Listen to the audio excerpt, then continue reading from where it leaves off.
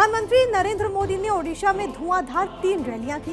PM Modi ने ओडिशा के कंधमाल में जनसभा को संबोधित किया। इस दौरान उन्होंने कहा कि इंडिया गठबंधन वाले कह रहे हैं कि पाकिस्तान का सम्मान करो, उसके पास परमाणु बम है। पीएम मोदी ने कांग्रेस पर निशाना साधते हुए कहा कि ये लोग अपने वोट बैंक की खुशी के लिए आतंकियों के साथ बैठक करते थे।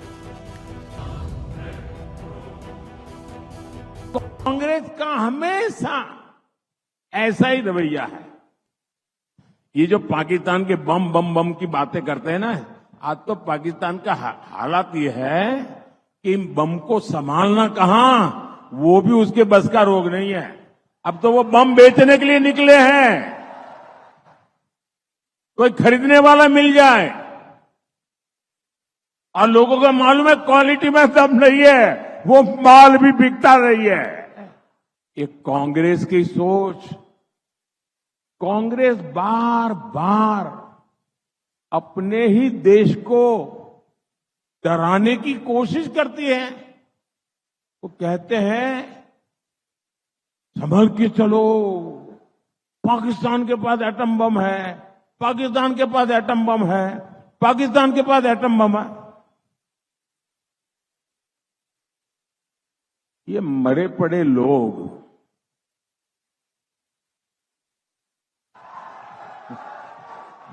ये देश के मन को भी मार रहे हैं जी।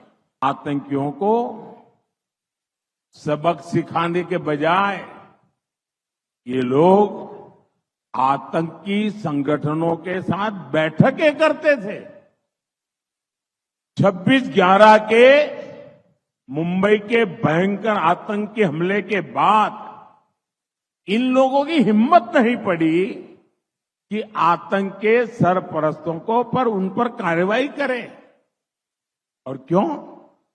क्योंकि कांग्रेस को, इंडी गठबंधन को लगता था कि अगर हम कार्रवाई करेंगे तो हमारा वोट बैंक नाराज हो जाएगा। कांग्रेस वाले ये भी लग ले कि इस चुनाव में कांग्रेस को लोकसभा की कुल संख्या के 10% चाहिए मान्य विपक्ष बनने के लिए। कांग्रेस वाले जरा कान खोल करके सुन लीजिए, ये देश ने तय किया है। ये 4 जून को आप देखेंगे कि कांग्रेस इस देश में मान्य विपक्ष भी नहीं बन पाएगा। और पीएम मोदी ने ओडिशा के बलांगीर में भी जनसभा को संबोधित किया। बलांगीर में पीएम मोदी ने ओडिशा के मुख्यमंत्री नवीन पटनायक पर हमला बोला। उन्होंने कहा कि इस बार नवीन बाबू की विदाई गाजे बाजी के साथ कर देना। के इलाके में मुख्यमंत्री आए चुनाव लड़ने के लिए, जरा गाजे बाजे के साथ विदाई कर दो भाई। अच्छा एक काम करना, अगर यहां आपके मुख्यमंत्री जो यहां से चुनाव लड़ने वाले हैं ना, अगर गलती से भी यहां चुनाव प्रचार के लिए आ जाए और अगर आपके नसीब में उनको मिलना हो जाए, क्योंकि वो किसी को मिलते नहीं है, लेकिन अगर आपका मिलना हो जाए तो उनको पूछिए कि आप जहां से चुनाव लड़ रहे हैं, बिना कागज लिए 10 गांवों के नाम बोल दीजिए। कांग्रेस ने सिर्फ यहां की गरीबी की तस्वीरें ही दुनिया को दिखाई। बीजेडी वालों ने भी न तो गरीबी दूर करने के लिए कुछ किया और न ही कांग्रेस के प्रयासों को रोकने की हिम्मत दिखाई। ये बीजेडी सरकार कौन चला रहा है? कौन चला रहा है? आपको मालूम है ना, पूरी सरकार आउटसोर्स कर दी है।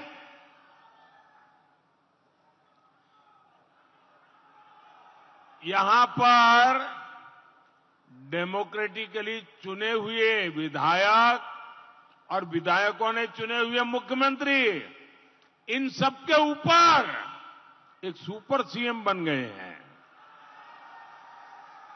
कि मेरे उड़ीसा को बचाइए, उड़ीसा बर्बाद हो रहा है। इतना महान राज्य, इतनी महान संस्कृति, इतनी महान परंपरा 25 साल बर्बाद हो गए और पिछले 5 साल में तो पूरी तरह उड़ीसा पर बाहरी लोगों ने कब्जा किया है। और इसके बाद प्रधानमंत्री नरेंद्र मोदी ने ओडिशा के बरगढ़ में रोड शो किया। प्रधानमंत्री मोदी की एक झलक पाने के लिए लोगों की भीड़ सड़कों पर उतर आई। तस्वीरें देखिए। रोड शो के दौरान जनता ने मोदी मोदी के नारे लगाए। रोड शो के बाद पीएम मोदी ने जनसभा को संबोधित किया। इस दौरान यहां पर प्रधानमंत्री ने कांग्रेस पर जमकर हमला बोला। पीएम ने कहा कि जब राष्ट्रपति द्रौपदी मुर्मू रामलला के दर्शन करके आई तो कांग्रेस के नेता कह रहे हैं कि हम गंगा जल से धोकर राम मंदिर का शुद्धिकरण करेंगे। ये कांग्रेस के नेता कह रहे हैं, प्रेस कॉन्फ्रेंस करके कहा द्रौपदी मुर्मू जी का रामलला के दर्शन करने के लिए जाना, मंदिर में पूजा अर्चना करना, एक आदिवासी बेटी और देश की राष्ट्रपति रामलला के दर्शन करके आई, उसके दूसरे दिन कांग्रेस पार्टी के एक बड़े नेता ने घोषणा की कि हम अब राम मंदिर को गंगा जल से धो करके राम मंदिर का शुद्धिकरण करेंगे। मुझे बताइए, ये देश का अपमान है कि नहीं है? मैं देश को बताने जा रहा हूं, वो जानकर पूरे देश के लोग भी हैरान हो जाएंगे। श्री जगन्नाथ मंदिर के, श्री रत्न भंडार के, गर्भगृह के आंतरिक कक्ष की चाबियां पिछले 6 साल से लापता है।